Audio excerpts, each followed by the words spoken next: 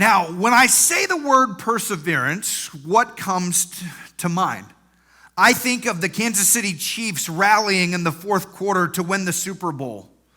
Walt Disney, who was fired from his job because his cartoons weren't creative enough. Listen, I am glad that he persevered. And as a result, there have been hundreds of movies. Now, I think of hurricane survivors who are determined to rebuild and move forward even after losing everything. Or Bethany Hamilton, who was attacked by a shark when she was surfing at the age of 13 and lost her arm. Yet 2 years later, she was surfing again and was the best in the world for her age. Henry Ford went bankrupt 5 times before Ford Motor Company took off. I think of our immigrant families who are trying to become legal citizens. The process takes some of them more than 20 years. Yet in spite of that, they are keeping hope, they are believing, and they are working. I think of healthcare workers here in Central Texas and around the country who, in spite of risk to themselves and their families, are caring for those who have COVID-19. See, they are truly heroes. We have many in our own church family who serve in hospitals and in clinics and emergency services that are at risk to themselves. Listen, I want to give you a chance in joining me in saying thank you. This week, we're going to deliver over 300 cupcakes to the hospitals in Limestone County and the urgent care facilities that are just as a way for us to say thank you for their care and their hard work during this crisis. Now, a box of cake mix is about $3. If you want to give to say thank you, then you can give on our website or you can give by text to give. And you can simply just select the drop-down button there that says cupcakes. If you use text to give, the keyword is cupcakes, and you can give to help say thank you. A box of cupcake mix is just $3. $15 will buy 5 boxes of cake mix. $30 will buy 10 boxes of cake mix. Tina and I are going to be buying a bunch of boxes of cake mix. And together, we are going to express our love and appreciation to them. And then, in addition to that, to honor all of our heroes, Pastor Brad wrote this song.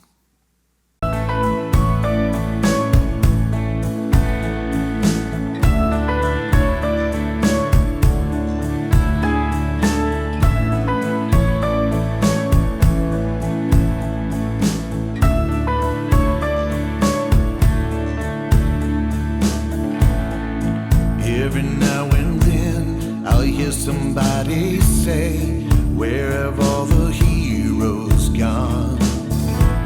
The ones who risk it all, standing brave and strong, marching to the hero song. They say they just don't make them like they used to.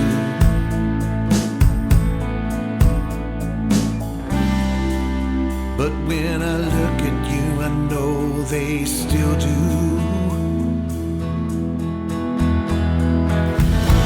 'Cause you're running to the fight, lay it on the line, answering a hero's call, laying down your life, giving up your rights to serve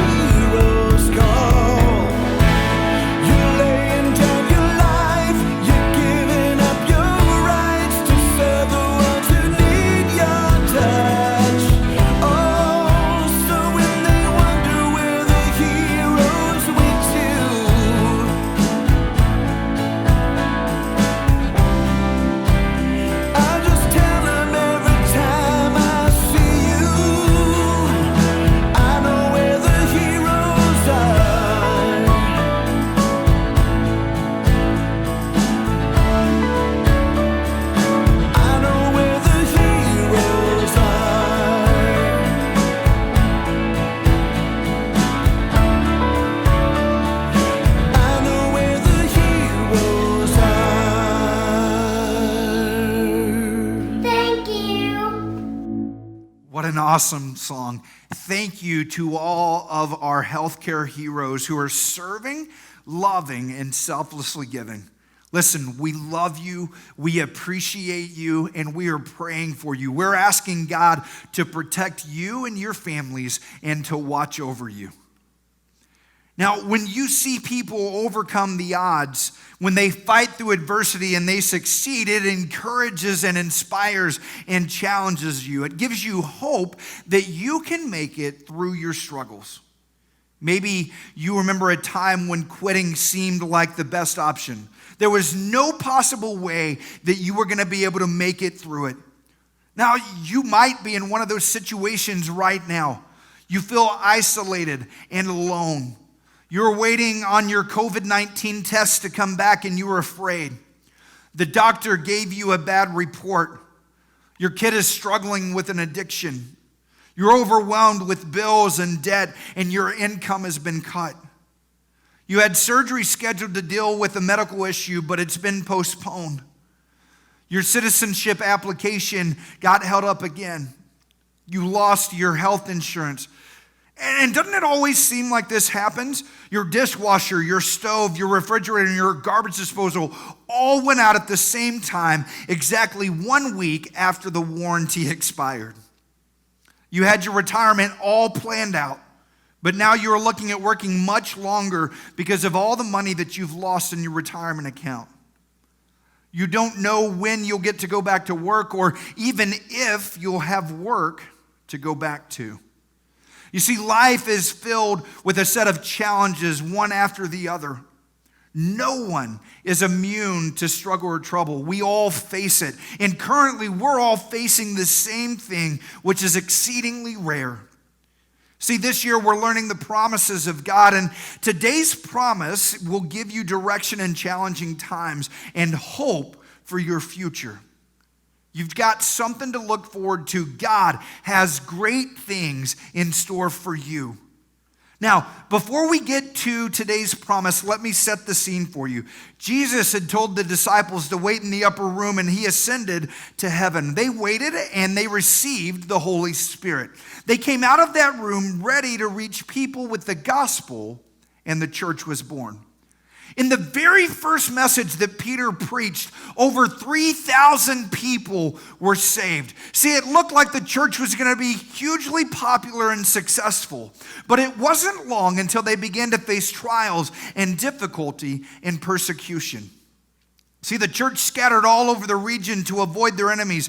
Many lost their jobs and their homes. They were separated from friends and family. Stephen, who was one of the leaders of the early church, was put to death because of his faith. See, it was a time of great confusion and fear, loneliness, anger, and hardship. And in many ways, their situation sounds a lot like ours. See, it's in that setting that James, the half-brother of Jesus and the leader of the church in Jerusalem, wrote a letter to encourage the new believers and to strengthen them in their faith. Now, times were tough, and so James ignored the traditional greetings, and he jumped right in. He said, "Consider it pure joy, my brothers, whenever you face trials of many kinds." The Message Bible says it this way: "Consider it a sheer gift, friends, when tests and challenges come at you from all sides." Now, wait a second. Consider it joy when you face trials? When tests and difficulty and challenges surround you, consider that a gift? Are you kidding me? Right? You would understand if James said, "Consider it incredible pain, my brothers, when you face trials. Consider it unfair, or consider it an attack from Satan, or consider it a reason to quit." But James said, consider it a joy. See, this early group of Christians didn't choose to be persecuted. They didn't choose to lose their homes, their families, their friends, or their jobs. It wasn't right and it wasn't fair. See, we didn't choose the coronavirus. We didn't, and we don't want to deal with it and all of the consequences that go with it. But you see, you don't get to choose what happens to you. But you do have some control over your response. Think about it. Does anger and bitterness heal a broken body? Does going over and over the hurt make it hurt less? Does unforgiveness make things better? Does a pity party fix your situation at all? Of course it doesn't. But you see, those are normal human reactions to adversity. But you see, you are called not to be normal. You are called to be different. You've got the Spirit of God living inside of you. So choose to act like a child of God. Your circumstances are not your choice, but your attitude is your choice. Shock the people around you. Don't just endure hard times, celebrate difficulty. In the words of James, count it pure joy. See, in the middle of challenging times, in the midst of all of the gloom and the doom in our world, when everybody else is down, discouraged, and defeated, followers of Jesus should be filled with joy. Why? Because your joy is not based on your circumstances. Your joy comes from serving God, who is bigger than any problem, any trouble, any enemy, or any fear. You can celebrate because greater is He that is in you than he that is in the world.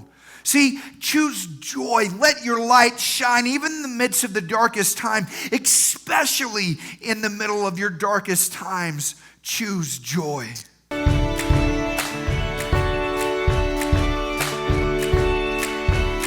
Though the tears may fall, my song will rise to you.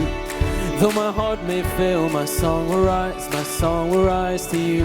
Though there's breath in my lungs, I will praise you, Lord. In the dead of night, I'll lift my eyes to you. When the waters rise, I'll lift my eyes to you. While there's hope in this heart, I will praise you, Lord. The joy of the Lord is my strength. The joy of the Lord is my strength. In the darkness I'll dance, in the shadows I'll sing. The joy of the Lord is my strength. When I cannot see you with my eyes, let faith arise to you. When I cannot feel your hand in mine, let faith arise to you. God of mercy and love, I will praise you, Lord. Oh, you shine with the glory, Lord, alive. I feel alive with you. In your presence now I come alive. I am alive with you. There is strength when I say I will praise you, Lord. The joy of the Lord is my strength. The joy of the Lord is my strength. In the darkness I'll dance, in the shadows I'll sing. The joy of the Lord is my strength. The joy of the Lord is my strength. The joy of the Lord is my strength. In the darkness I'll dance, in the shadows I'll sing. The joy of the Lord is my strength. Wherever you are right now, stand up in your living room, your room, and sing this as loud as you can. When sorrow comes my way, you are the shield around me. Always you remain like courage in the fight. I hear you call my name. Jesus, I am coming, walking on the waves, reaching for your light. The joy of the Lord is my strength. The joy of the Lord is my strength. In the darkness I'll dance, in the shadows I'll sing. The joy of the Lord is my strength. The joy of the Lord is my strength.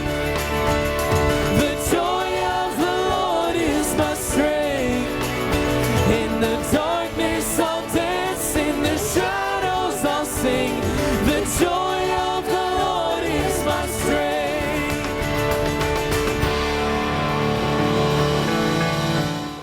Man, isn't that a great song? The joy of the Lord is my strength. Now, in the next verse, James revealed why you should have joy when you face trials. Consider it pure joy, my brothers, whether you face trials of many kinds, because you know that the testing of your faith develops perseverance. Some translations say endurance or patience, but I like the word perseverance. The dictionary definition of perseverance is steady persistence in a course of action or a purpose, especially in spite of difficulties, obstacles, or discouragement. Now, here's my definition. Perseverance is the decision to go on when others quit, to press on when other people turn around, to do what others aren't willing to do, to go where others aren't willing to go, and to stay where others aren't willing to stay. You see, perseverance says, I will not quit no matter what, no matter what's going on. I am in this thing for life. Even if it leads to death, I am not giving up. You see, everyone wants perseverance, but no one likes to do what it takes to get it. See, perseverance is developed through testing and trials, through problems and struggles. Have you ever lifted weights? You go to the gym and you see a big guy that's just swole, kind of looks like me. Not at all. But you see him and you decide, I want to be like that guy. I want to build some muscles. If I'm going to be big and buff, then I've got to lift the same weights that he lifts. And so, because you're stupid, you load up the weight and you go for it. Right? You might not even get the weight off the ground. And if you do get it in the air, it is ugly. You're making ugly. You're like, You lift it once and you decide, this didn't work. I'm out. Listen, that's the wrong way to build muscle. Instead, muscle is built by gradually increasing what you lift. If you've never lifted a weight, don't start by trying to curl 50 pounds. Start with 5. Do 3 sets of 10 reps. And guess what? The next day, your biceps are going to hurt. When you go to brush your teeth the next morning, your arms are going to hurt so bad that you're not going to want to do it again. Why do they hurt? Because your biceps were tested. You forced them into a new trial. And then after a few weeks, 5 pounds won't be enough. It will no longer be a test. And so then you move to 10 pounds. And sure enough, the next day your arms will be on fire because you tested them again. But then after a few more weeks, you're going to be able to lift 10 pounds without pain. And then you move on to the 15 pounds and you start that cycle all over again. And with each test, each new weight, you have new pain, but your muscles are slowly being built up. And one day, maybe a few months later, maybe a couple of years later, you'll walk over to those 50-pound dumbbells. They look huge, but you've been working your way up to this. The testing of your arms has produced perseverance. And when you curl that 50-pound dumbbell, it's because you didn't give up at 5 pounds, even though it hurt. Count it joy in this trial because it is producing perseverance. This test is preparing you for the next test, which is preparing you for the next test, which is preparing you to do great things for God. Now, we're going to make it through this, and we're going to come out of this thing stronger on the other side, because in this test, we are building perseverance. Consider it pure joy, my brothers, whenever you face trials of many kinds, because you know that the testing your faith develops perseverance. Perseverance must finish its work so that you may be mature and complete, not lacking in anything. Now, having your faith tested through obstacles is not fun. Perseverance isn't fun, but it's worth it because of what it produces in you. See, trials build perseverance, which results in maturity. A healthy, complete follower of Jesus with faith and trust in him. Now, I think every 5th grader wants to be old enough to drive. But you see, you can't skip years. You don't get to jump from 10 years old to 16 years old. See, getting there is a process. In the same way, you can't skip steps on the way to maturity. Listen, I understand like a 10-year-old with a driver's license, you want to make maturity without the testing. But you see, it doesn't work that way. When everything is perfect and just like you planned, you don't need faith and trust. Your plan is working. But when your circumstances are squeezed and the pressure is on and things are challenging and difficult, when you face huge trials and opposition, you are forced to depend on God, on His power and on His strength. And you know what happens? Your faith grows. See, when you push through the challenges and the trials, when you stay focused on God and refuse to quit on your faith, that's when you learn and that's when you grow the most. When it comes to weightlifting, we understand that, right? It's simple. If you quit at 5 pounds, you'll never be able to lift 50 pounds. But how many people quit on God when times get tough? Right? They quit on God because of sickness or disease or disappointment. They drop out of church because a relationship ended or someone offended them or they got their feelings hurt or someone didn't say hi to them or shake their hand. They quit on God when they're struggling with depression. They quit because their finances are tight. They walk away from God because someone they love died. And instead of responding with perseverance, they quit. The problem is, if you quit, you miss the reward. See, if you run a marathon, the only way to get the race medal is to finish. Now, it doesn't matter if you come in first or last. The only way that you'll get it is if you finish. See, the reward is reserved for those who persevere through the pain and finish the race.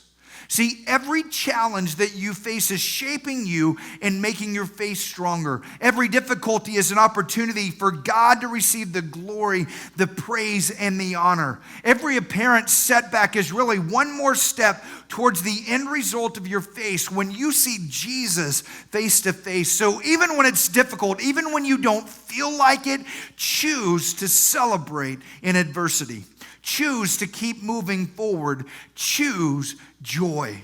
Now, you might be thinking, well, this isn't very encouraging, Pastor Jason. Basically, what you're saying is tough times are going to come, trials are going to head your way, but cheer up, choose to be joyful because this trial is going to make you stronger for the next one, and then it's going to make me stronger for the next one, and the next one after that. No thanks, I'm out on that deal. I quit. Now, hold on. Don't tune me out. It's not just that each trial builds you up for the next trial in a never-ending cycle of problems. See, there is a promise waiting for you at the end of the struggle. Blessed is the man who perseveres under trial, because when he has stood the test, he will receive the crown of life that God has promised to those who love him. Now, when things get bad, but you keep going, when you hold on and don't give up, when you persevere, you will be blessed. Later in the letter, James circled back to the same point. He said, as you know, we count as blessed those who have persevered. You have heard of Job's perseverance and have seen what the Lord finally brought about. The Lord is full of compassion and mercy. See, in both places, it's important to note the blessings come after persevering. Now, that's not the way you want it, is it? You say, well, God, if you keep blessing me, I'll stay faithful. If you give me extra money, then I'll tithe. God, if you'll just let me win the lottery, then I'll give all of it. If you bless me, then I'll persevere. But you see, it doesn't work that way. God says, you be faithful, stay true to my word in spite of difficulty, persevere. And then after you have persevered, you will receive the blessings that I have for you. Listen, when your schedule is crazier and more chaotic than ever, decide I'm going to be more faithful to the church and to my ministry, not less. When people at work are being rewarded for taking shortcuts or being dishonest, decide I'm going to be more truthful and honest than ever. When your budget and your bank account are the tightest that they've ever been, decide I'm going to be more faithful in giving, not less. When you're gripped with fear about the coronavirus and wonder if you're going to survive, don't you dare quit on God. Hebrews 10:26 says you need to persevere so that when you have done the will of God, you will receive what he has promised.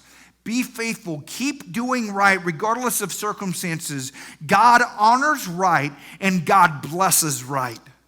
See, when you keep going, regardless of the test, the trial, or the obstacle, you will be honored and you will be declared victorious. When you persevere, you win. See, the promise is, blessed is the man who perseveres under trial, because when he has stood the test, he will receive the crown of life that God has promised to those who love him. Now, when we see the word crown, we think of royalty. Right? A king or a queen wears a crown, which means that they are important. They have a high position. But you see, that's not the word picture that James intended. In this case, the crown is a sports term. In Bible days, the winner of an athletic contest had a wreath that was placed upon their head that symbolized that they persevered triumph, or persevering triumph. That crown represented victory over all of your enemies. It was a symbol that you had overcome the obstacles and were victorious. See, the crown also meant that you were being publicly recognized and honored for your achievements. You persevered, you persisted, and you beat all the other odds. When everybody else gave up, you kept going. See, Paul wrote in 1 Corinthians chapter 9, do you not know that in a race all runners run, but only one gets the prize? Run in such a way as to get the prize. Everyone who competes in the games goes into strict training. They do it to get the crown that will not last, but we do it to get a crown that will last forever. You see, when you persevere under trial and you stand the test, the crown you win isn't like the crown of a prince or a princess. It's not like the crown that a runner wears for winning a race. The crown you have to look forward to is the one that lasts forever, the crown of life, eternal life. One day soon, your faith and your perseverance will be rewarded. You will be honored and victorious because you finished the race and you kept the faith. You will receive all the promises that God has in store for those who love him.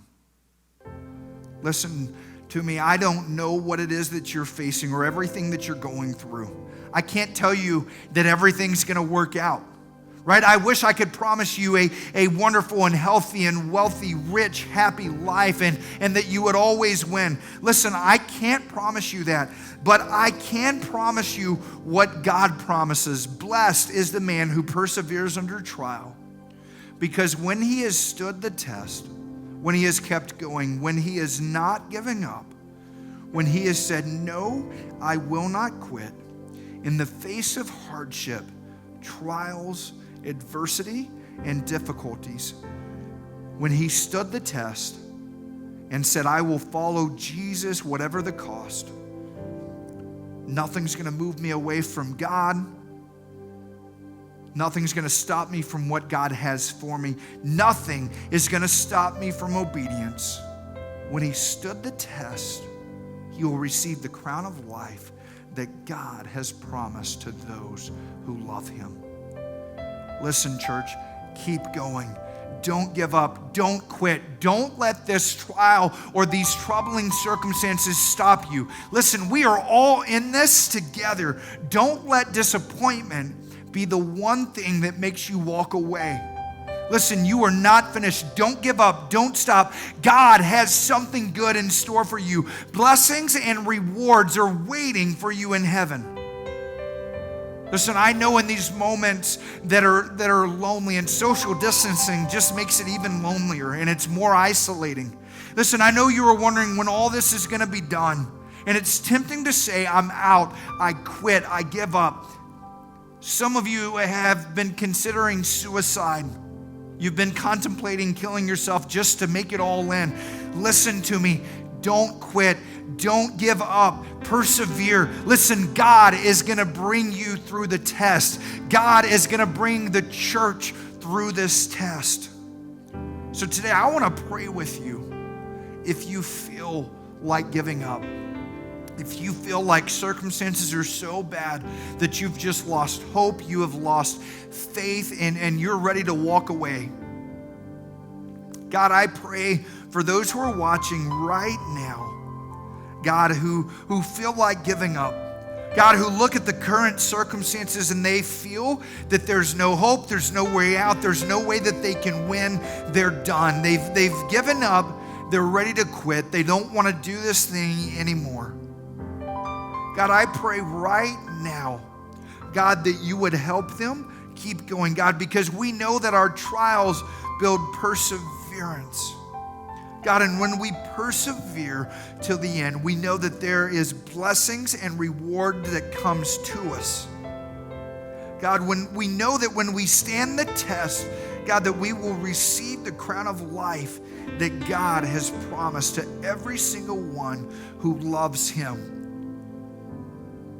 So God, I pray for those right now who are struggling and ready to give up, Lord, and I pray that you would help them persevere in this time. God, regardless of what the circumstances say, regardless of what the doctors say, regardless of what the bank account says, God, that we can trust you because we know that you are faithful. God, I pray that you would bring encouragement to them. God, I pray that even in the midst of all the troubles, all the trials, all of the junk that's going on, God, that they would choose joy despite their circumstances.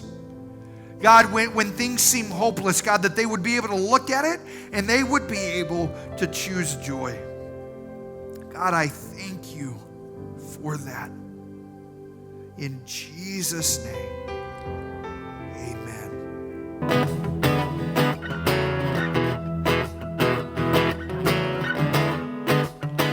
I have a hope, I have a future, I have a destiny that is yet awaiting me. My life's not over, a new beginning's just begun. I have a hope, I have this hope. God has a plan. It's not to harm me, but it's to prosper me and to hear me when I call. He intercedes for me, working all things for my good, though trials may come. I have this hope. Come on. I will yet praise him, my great Redeemer. I will yet stand up and give him glory with my life. He takes my darkness and he turns it into light. I will yet praise him, my Lord, my God. My God is for me, he's not against me. So tell me whom then, tell me whom then shall I fear? He has prepared for me great works he'll help me to complete. I have a hope, I have this hope. Goodness and mercy, they're gonna follow me, and I'll forever dwell in the house of my great King. No eye has ever seen all he's preparing there for me, though trials may come. I have this hope, I will yet praise him, my great Redeemer. I will yet stand up and give him glory with my life. He takes my darkness and he turns it into light. I will yet praise him, my Lord, my God. There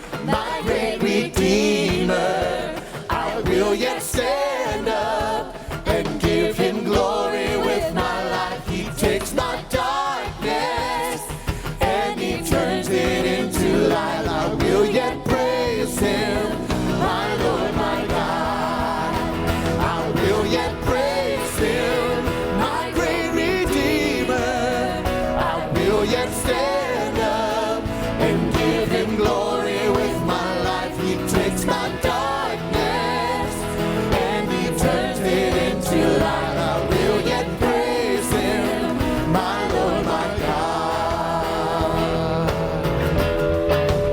Yeah, yeah, yeah.